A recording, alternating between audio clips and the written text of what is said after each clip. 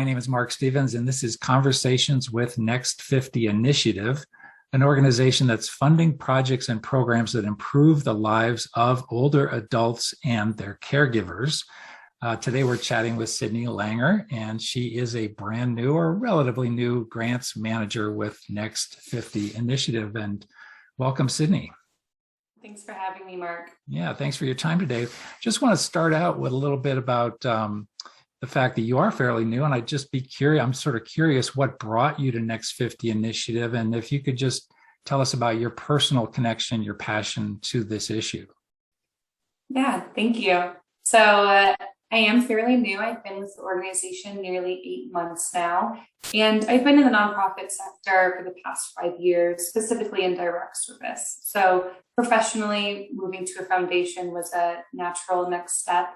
However, personally, I'm extremely connected to the mission and the work of NextFifty Initiative as an informal caregiver myself. And so learning about aging issues and learning about the different aging phases and the different needs of older adults has been a huge asset in my professional as well as personal life. Well, we're here today to talk about one sort of new feature, and it's called the Community Response Fund that NextFifty Initiative has started. Can you tell us what that is?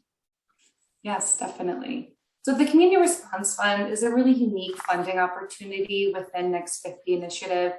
The goal of this fund is to really support Colorado nonprofits and organizations to increase their capacity to serve older adults. And so this fund's really designed to provide funding for organizations that have a one-time immediate need for the organization. And so one-time immediate need looks different to different organizations, but it could be a special project. It could be funding for a wheelchair accessible vehicle. It could be special equipment for an organization or a building or project that they may have. Great. How did this fund come about?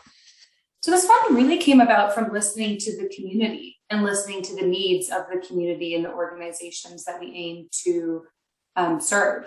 So a couple of years ago at Rural Philanthropy Days, an event that takes place in rural Colorado every year, we were hearing feedback from grantees and the community that they had these immediate urgent needs that they were unsuccessful in finding funding for. And so what we did with that is create this community response fund, and not only being able to provide funding for these urgent needs, but to have a quick turnaround time so that they're able to get money in their hands as soon as possible to achieve their goals. And so a unique thing about the Community Response Fund is that we're able to award funding and provide the payment within 4 weeks of the application submission if they are successful in this grant application. Is there a dollar amount that's sort of a maximum that you're allowing in this cycle of grants? Yes, so organizations are eligible to receive up to $25,000 per year. We do function on a calendar year, so they're eligible to receive upwards of $25,000. And have you when does this open up? Is it already open and available now? And how long do you expect it to run? Yeah, so it is open now. It's a rolling application. So we accept applications all throughout the year. And the goal of that is really, we want organizations to apply when they need it. And so if they have something in mind, or if they have an immediate urgent need, we want them to be able to apply, for us to read the application, and to get that funding as soon as possible to achieve whatever goal they may have. And what about eligibility? Who is eligible for this? So there are some restrictions to the Community Response Fund. The main one being that we really wanted to focus on Colorado-based 501c3s. So Colorado-based nonprofits, as well as fiscal sponsors, are eligible to receive funding from Community Response Fund. And they obviously have to have a focus on older adults in their community. Another eligibility is we do limit it to those immediate needs. So this is not a funding opportunity for programmatic work or a longer term program that they may have at their organization. We really are looking for those urgent one-time needs. Can you give us a few examples? You've already mentioned one or two, but anything else come to mind just to give folks an idea of the kinds of things you are funding? Yeah. So an exciting example is an organization that is based out of Chaffee County, and that they provide transportation to and from a day facility for older adults. And they really just needed a new van, and in a wheelchair accessible van, and a van that was able to travel in this rural area several hundreds of miles to get to older adults to bring them to and from their day facility. So we were able to support them in purchasing a new van that was both safe and efficient for their organization.